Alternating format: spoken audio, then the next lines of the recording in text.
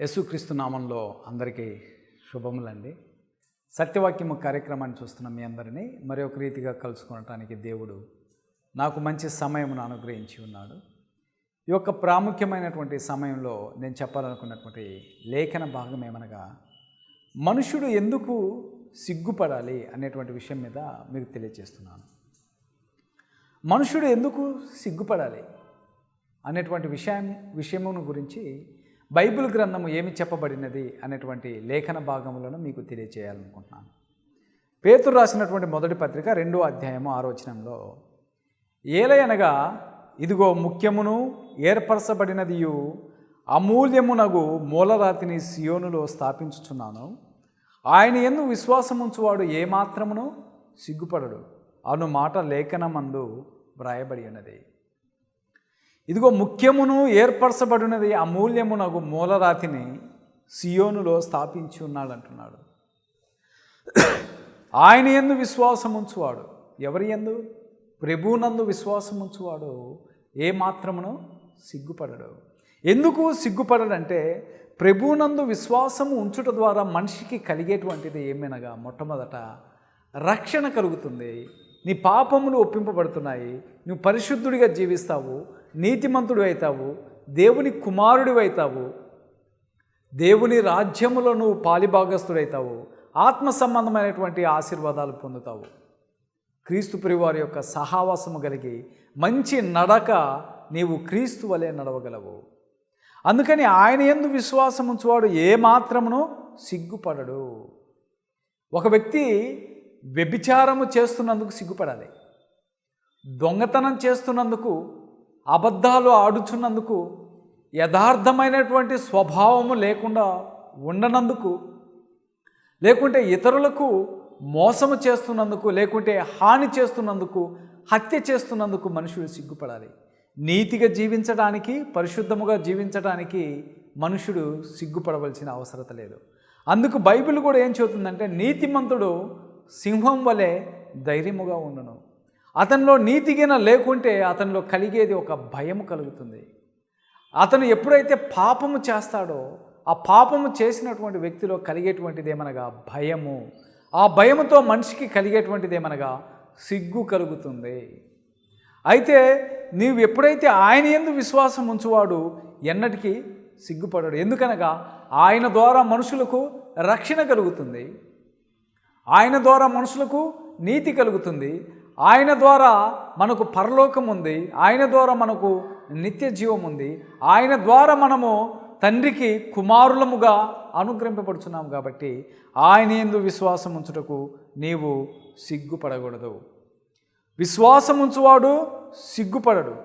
విశ్వాసము ద్వారా మనుషునికి రక్షణ కలుగుతుంది, విశ్వాసం ద్వారా మనిషికి నిరీక్షణ కలుగుతుంది. మనకు ఒక నిరీక్షణ ఉంది. మనకున్నటువంటి విశ్వాసాన్ని కాపాడుకోవటం, ఆ విశ్వాసం ద్వారా మనకు కలిగేటువంటి నిరీక్షణ ఏంటంటే, ఒక దినమున ప్రభువు రాకడ ఉన్నది, ఆ రాకడలో మనము ఎత్తబడతామనేటువంటి ఒక గొప్ప విశ్వాసము, ఆ విశ్వాసం ద్వారానే మనకు కలిగేటువంటి ఒక నిరీక్షణ కలుగుతుంది. అందుకు పౌలు గారు కూడా, నేను కష్టపడి ఉన్నాను, ప్రయాసపడి ఉన్నాను, నా విశ్వాసమును నేను కాపాడుకున్నాను.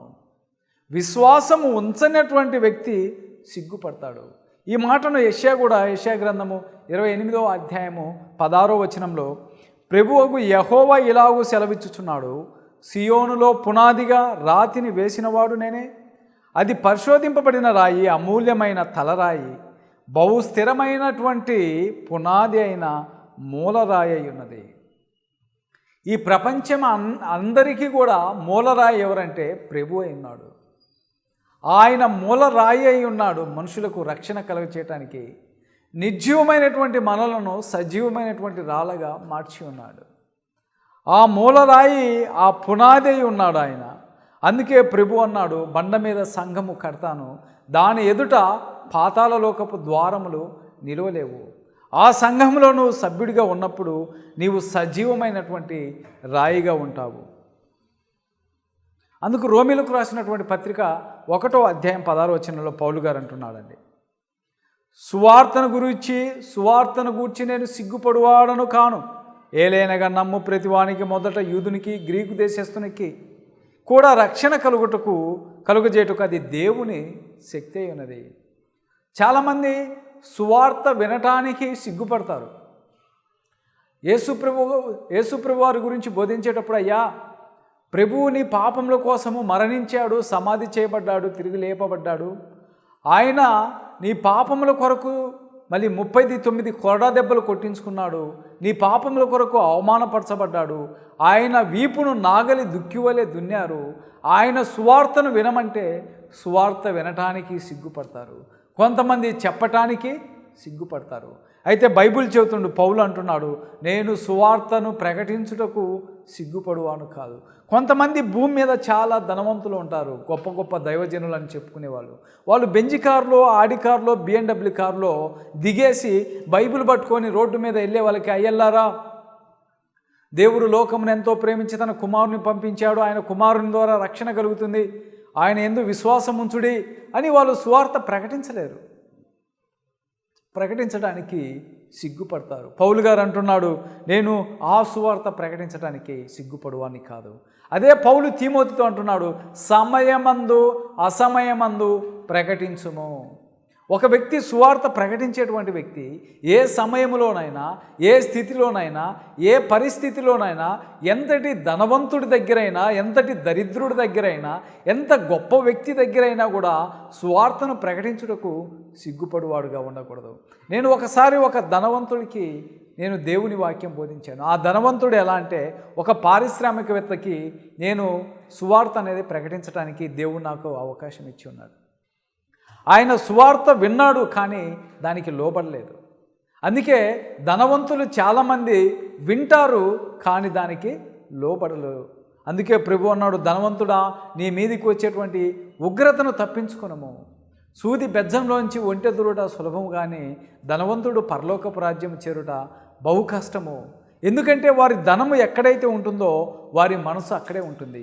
అందుకు మనం సువార్త ప్రకటించినప్పటికి కూడా అనేకులు ధనవంతులు, గొప్పవాళ్ళు, పెద్ద పెద్ద విద్యావంతులు, అధికారులు, రాజులు, ప్రధానులు ఉన్నప్పుడు వారందరూ కూడా సువార్తకు లోబడరు. కానీ ప్రకటించుటకు మనం మాత్రము సిగ్గుపడకూడదు. కొంతమంది దైవజనులు బైబిల్ పట్టుకొని రోడ్డు మీద మైకు పెట్టుకొని సువార్త చక్కగా ప్రకటిస్తుంటారు. వాళ్ళు ఎటువంటి సిగ్గుపడకుండా, ఎందుకంటే వారు రక్షణ నిమిత్తము ఒక మనిషి సిగ్గుపడకూడదు. మనము సువార్త ప్రకటించకుంటే వారికి రక్షణ ఎలా కలుగుతుంది? అందుకు నపుంసకుడు అంటాడు. మళ్ళీ నపుంసకుడు అపోస్తుల కార్యం 8వ అధ్యాయంలో యెషయా గ్రంథం చదువుకుంటూ వెళ్తున్నాడు. దేవుని ఆత్మ ఫిలిప్పుకు చెప్పింది, నీ వెళ్ళి ఆ రథమును కలుసుకోమనగా ఫిలిప్పు వెళ్ళి ఆ రథమును కలుసుకోవటం మనం చూస్తున్నాము. అప్పుడు ఫిలిప్పు నోరు విప్పి ఇలాగనను, నీవు చదువుచున్నది నీవు గ్రహించుచున్నవా అనగా, ఒకడు నాకు దారి చూపని ఎడల నాకు ఆ మార్గము ఎలాగూ తెలియను. ఒకడు బోధించని ఎడల క్రీస్తు ప్రభువు వారి యొక్క మార్గం అనేది ఎవరికి తెలియదు. అందుకని మనము సువార్త ప్రకటించువాడికి సిగ్గుపడకూడదు, సిగ్గుపడని వాడిగా ఉండాలి. ఎలా ఉండాలంటే దైవజనుడు దేవుని ఎదుట యోగ్యునిగాను, సిగ్గుపడనక్కర్లేని పనివానిగాను, సత్యవాక్యమును సరిగ్గా ఉపదేశించువానిగాను నిన్ను నీవు దేవునికి కనపరుచుకోవాలి. సిగ్గుపడనక్కర్లేని పనివానిగాను. మనం చాలాసార్లు దేవుని వాక్యం చదువుతుంటే, సువార్త బోధిస్తుంటే చాలామంది నీకు సిగ్గనిపించట్లేదా సువార్త చెప్పడానికి అని అంటుంటారు. ఏది రక్షణ లేనటువంటి వారు సిగ్గుపడవలసింది వారు, ఎందుకంటే వారికి రక్షణ లేదు, మారు మనసు లేదు. వారు చనిపోతే నరకానికి వెళ్తారు. కానీ వారు తిరిగి మిమ్మల్ని ప్రశ్న అడుగుతారు, సువార్త ప్రకటించడానికి నీకు సిగ్గు లేదా? బైబిల్ చెబుతుంది, దేవుని ఎదుట యోగ్యునిగాను, సిగ్గుపడనక్కర్లేని పనివానిగాను. సిగ్గుపడేవాడు దేవుని యొక్క సేవ చేయలేడు. చాలామంది బైబిల్ పట్టుకొని పబ్లిక్లో తిరగటానికి కూడా సిగ్గుపడతారు.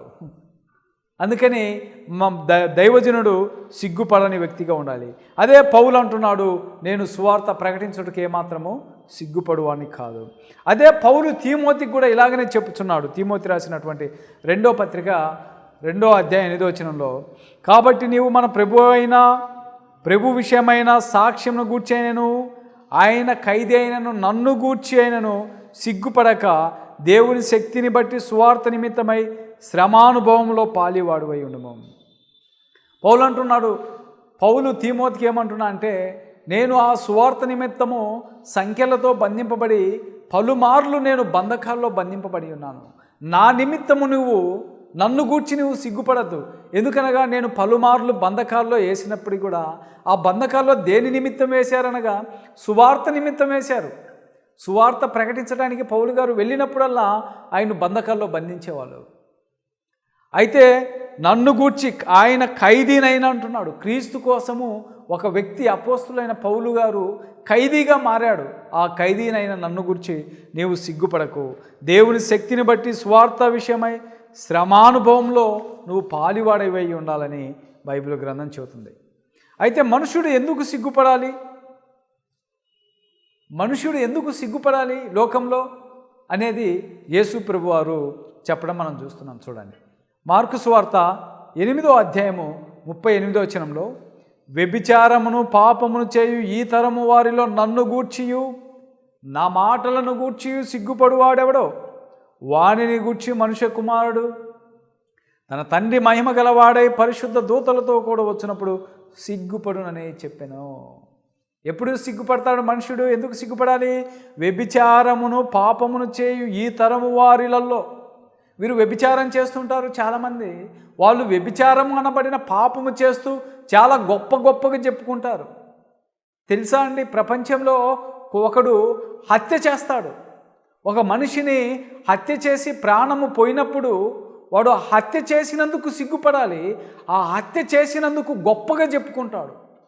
చూశారండి, వాడు చేసేది పాపము, చేసేది చెడ్డ పని, చేసేది మోసము, ఈ పనులన్నీ చేస్తూ కూడా సిగ్గుపడక గొప్పలు చెప్పుకొని బ్రతుకుతారు.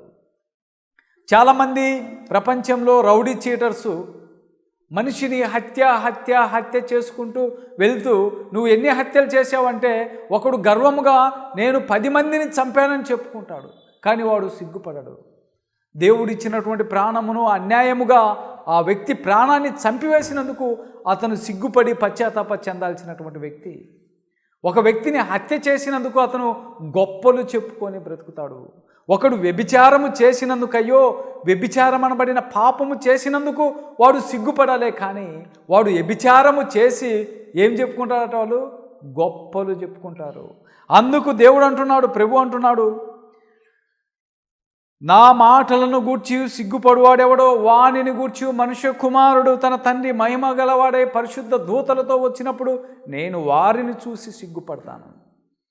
ఈ లోకంలో నువ్వు పాపము చేస్తూ, వ్యభిచారం చేస్తూ, దొంగతనాలు చేస్తూ, అబద్ధాలు ఆడుతూ, అక్రమము చేస్తూ, ఇవన్నీ చేస్తున్నందుకు నీవు సిగ్గుపడాలి. యేసుక్రీస్తును నీ నోటితో ఒప్పుకొని హృదయంలో విశ్వసించి మారు మనసు పొంది నీ పాపములు వదిలిపెట్టి పరిశుద్ధంగా జీవించడానికి నీవు సిగ్గుపడవలసినటువంటి అవసరం లేదు. పరిశుద్ధంగా జీవించడానికి నీవు ధైర్యముగా జీవించాలి. ప్రభు అంటున్నాడు మరొకసారి మత్తయి సువార్త 10వ అధ్యాయం 32వ వచనంలో, మనుషుల ఎదుట నన్ను ఒప్పుకుని వాడెవడో పరలోకంలోన నా తండ్రి ఎదుట నేను వానిని ఒప్పుకుందును. మనుషుల ఎదుట ఎవడు నన్ను ఎరుగునను వానిని పరలోకమందున నా తండ్రి ఎదుట నేను ఎరుగను.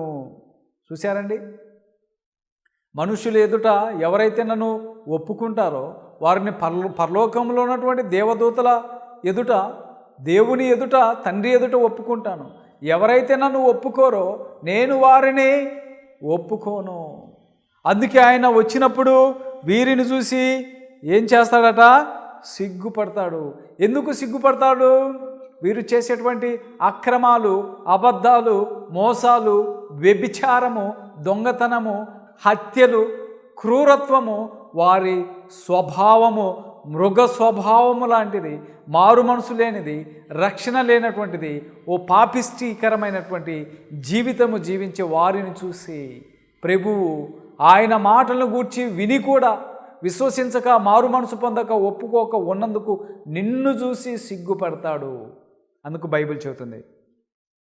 ఇదే మాటను పౌలు గారు రోమీలకు రాసినటువంటి పత్రిక 10వ అధ్యాయం 9వ వచనంలో, అదేమనగా యేసు ప్రభు అని నీవు నీ నోటితో ఒప్పుకొని దేవుడు మృతులలో నుండి ఆయన లేపినని నీ హృదయమును విశ్వసించినలా నీవు రక్షింపబడదు. యేసు ప్రభు వారిని పెదవులతో ఒప్పుకోవద్దు. చాలామందిని చూడండి, పెద్ద పెద్ద రాజకీయ నాయకులను ఈ డిసెంబర్ నెలలో కానీ జనవరి నెలలో కానీ వస్తే ఈ రాజకీయ నాయకులు యేసు ప్రభువారు చాలా గొప్ప దేవుడు అంటారు. ఆ స్టేజ్ మీద ఉన్నప్పుడు వారు హృదయములో విశ్వసించట్లేదు, హృదయముతో ఒప్పుకోవట్లేదు. They speak by lips, not by heart. If they leave that stage, if they go out, if you ask them who is Jesus, they can speak we don't know who is Jesus.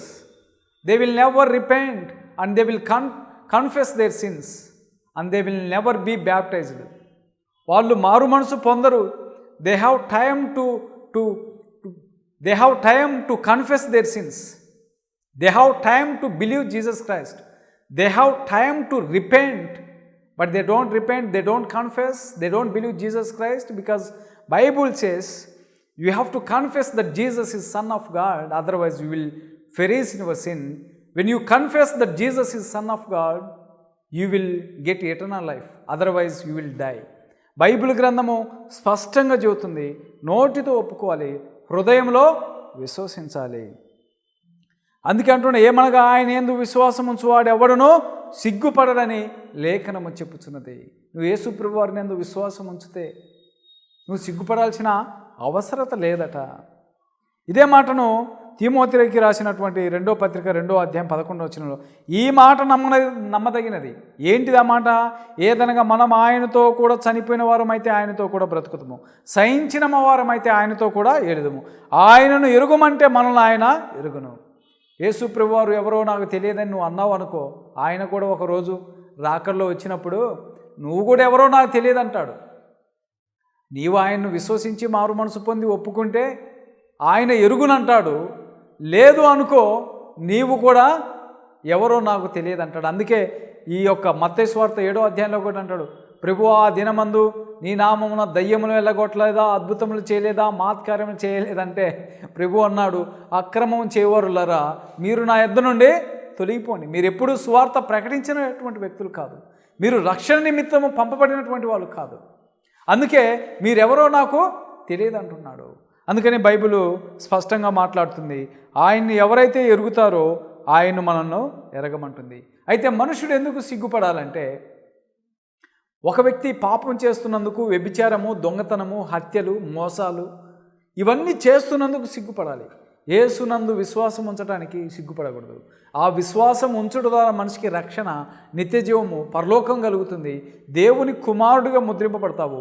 ఆ పరలోకంలో అనబడిన పట్టణంలో, శాశ్వతమైన రాజ్యంలో నీవు యుగ యుగాలు ప్రభుతో ఉంటావని బైబిల్ గ్రంథము స్పష్టంగా చెబుతుంది. సత్యవాక్యము కార్యక్రమాన్ని వింటున్న మీ అందరికీ వందనాలండి. సత్యవాక్యము కార్యక్రమం వినండి, అనేకులకు పరిచయం చేయండి. అందరికీ వందనములు, శుభములు. ఆమేన్.